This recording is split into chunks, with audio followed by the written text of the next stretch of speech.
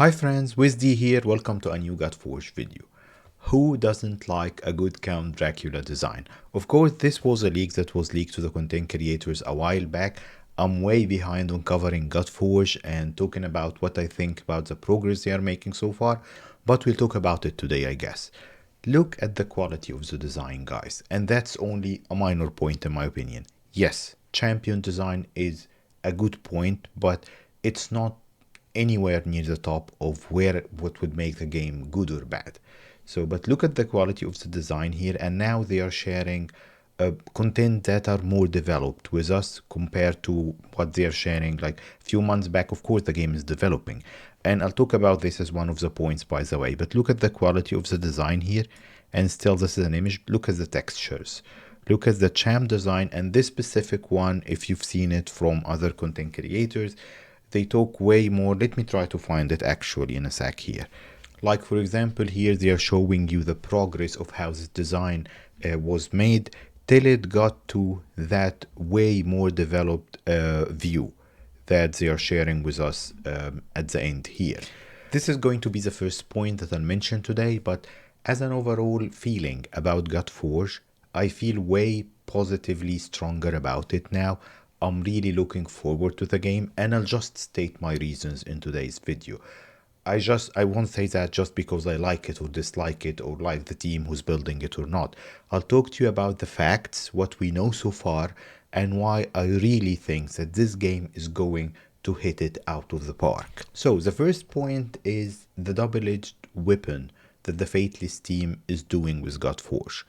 They are releasing videos, they are releasing leaks that shows us the development of the game happening in real time. Why I'm saying this is double-edged weapon? Because it will keep the community hyped that yes, we'll have Dracula, we'll have Thor, we'll have this, we'll have that. We'll see some very good designs that we look forward to playing in a few months' time, hopefully.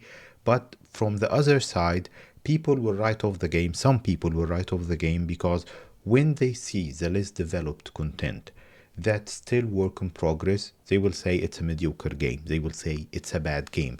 It's not as cool or as polished as Raid or Dragonair or Watcher of Realms. Yes, it's not yet. But the quality of the work that I'm seeing and how it develops over time, I believe we'll have a very good game in our hands with the time of the global launch of the game, hopefully by summer of 2025. So that's the first point that I wanted to mention here, that releasing the progress is double-edged content, but I understand why they're doing it. It's the first, I think this is the first time ever that a gaming studio is sharing this much with the community this early in the game development life cycle. But on the other hand, Faithless is doing a few things differently.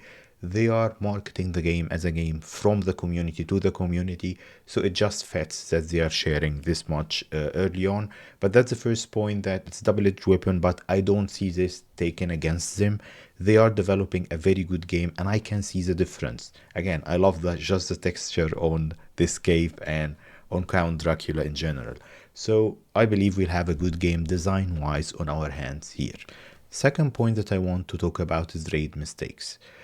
As we're seeing, first of all, Godforge will not replace Raid. It won't be a Raid copy, otherwise it will fail, simply.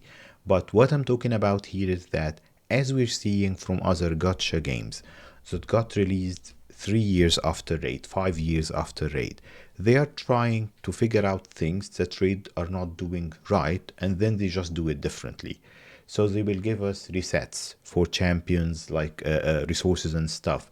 They will give us AFK farming because Raid doesn't have that yet. Maybe they will give it to us in 2025. They will basically capitalize on Raid mistakes, so people who are frustrated from Raid will just go to that other game just because of this factor, which is okay, I guess, but it's in no way what will make a game like succeed or not. But it's just one of the factors here. So the fact that more and more people, like Raid's team, has been doing more and more bad decisions, and the Faithless team is loved by Raid community, so they will get just an automatic bunch of Raid frustrated players just going to Godforge when it gets launched. Whether they will stay or not, whether they will go back to raid or not, that's a different story here. But as a part of their business strategies, it's not bad at all. We're talking about Simon or Hell Hades and Tim or Ash. Between both of these guys, they got 500,000 subscribers on YouTube, and probably bigger community even than this with hellhades.com and all of that. And I'm not even talking about the other content creators that are part of the team. There are lots of content creators who will start pumping content for the game, each one of them with their own share of subscribers and viewers. That's why I'm thinking this is a good business strategy. I believe that upon global launch, Fateless or Godforge will guarantee at least 500,000 downloads in its first week. That will tell the Play Store's algorithm that this game is succeeding. 500,000 in its first week will pump it into millions within the first 6 months.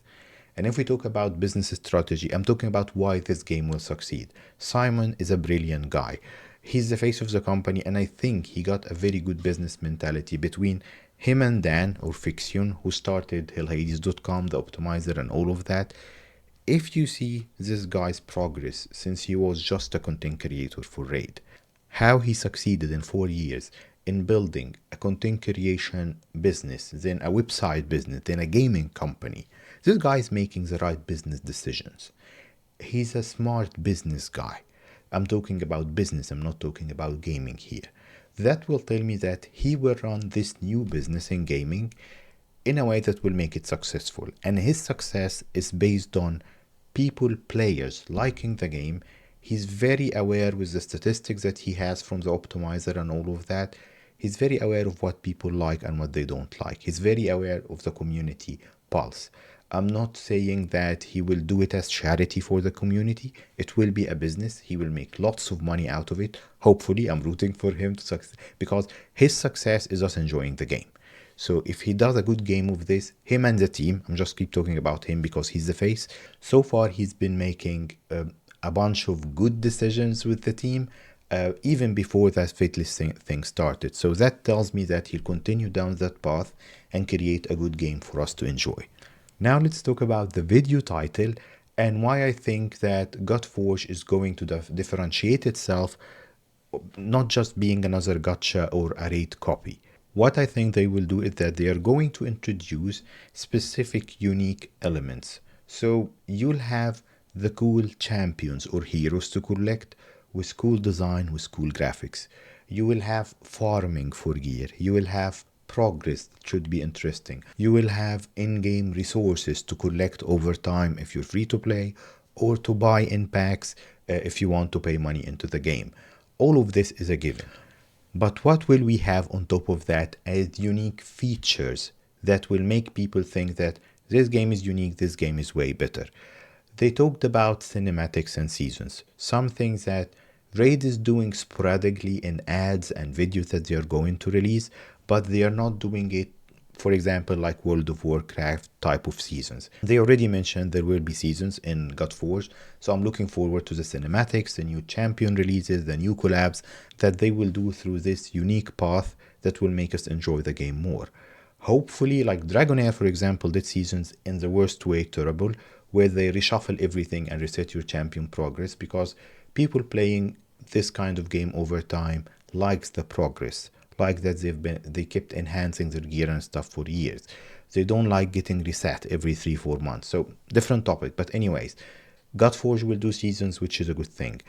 I highly think from the leaks that they will give us pets.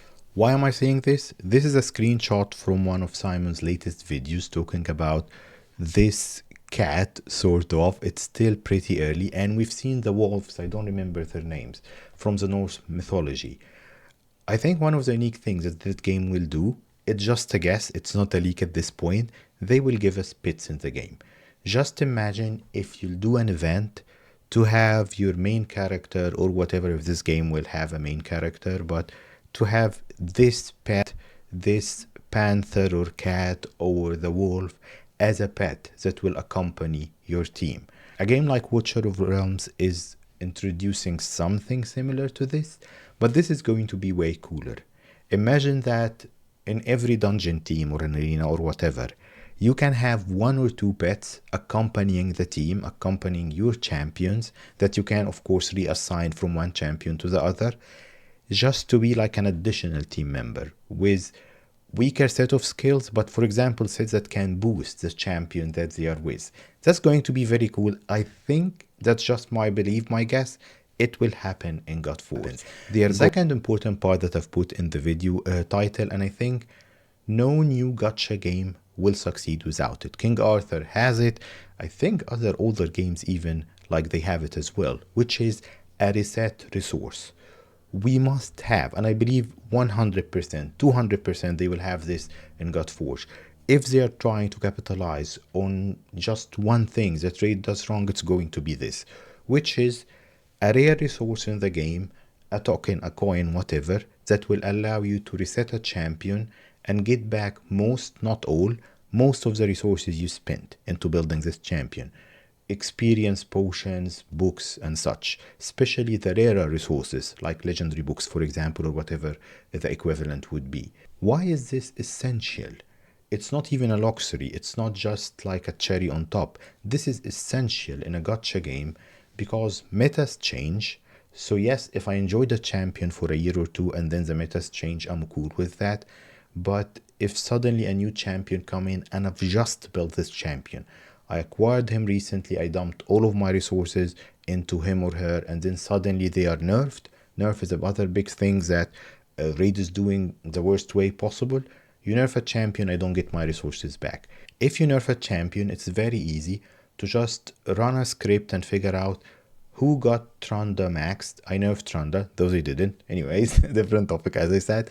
But yeah, whoever I nerfed, Wixwell. I nerfed Wixwell. Everyone who got Wixwell maxed will get a free token to reset him as an apology of doing this miss, of having to nerf him because we got him bugged in the first place. So that reset token that you can acquire rarely inside the game, or of course buy in packs, that will allow you to reset a champion just because you tested a champion and you don't like them that much, or because the game nerfed a specific champion because he was buggy or whatever, and then they don't want you to lose the resources you put into him. No, some people put in the comment there, well, it's on you. You knew he was bugged and they might fix him and you dumped resources into him. No, it's not on me. It's not on us players to fix this. This is on the game developers. If a champion is not working as planned and they decide to nerf him, then they should give us compensation. So I think that Godforge will give us those two main elements as part of making themselves unique in that industry. Resets for champions that will be rare. It cannot be abundant, otherwise it will just break the game economy. And pits to accompany the champions. In summary, they are releasing this game just at the right time when Raid is old enough. People can still enjoy Raid for years.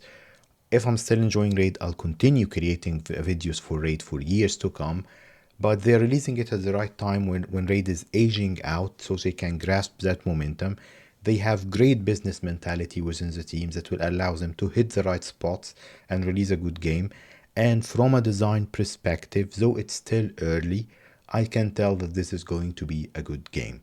And just bear in mind they are keeping a lot of the stuff hidden, as they should, for the release. I'm really optimistic that Godforge is going to be a great top tier game that we're going to enjoy for years, and I'm looking forward to just discovering it with you and covering the game. Thank you for stopping by today. I'll see you next time.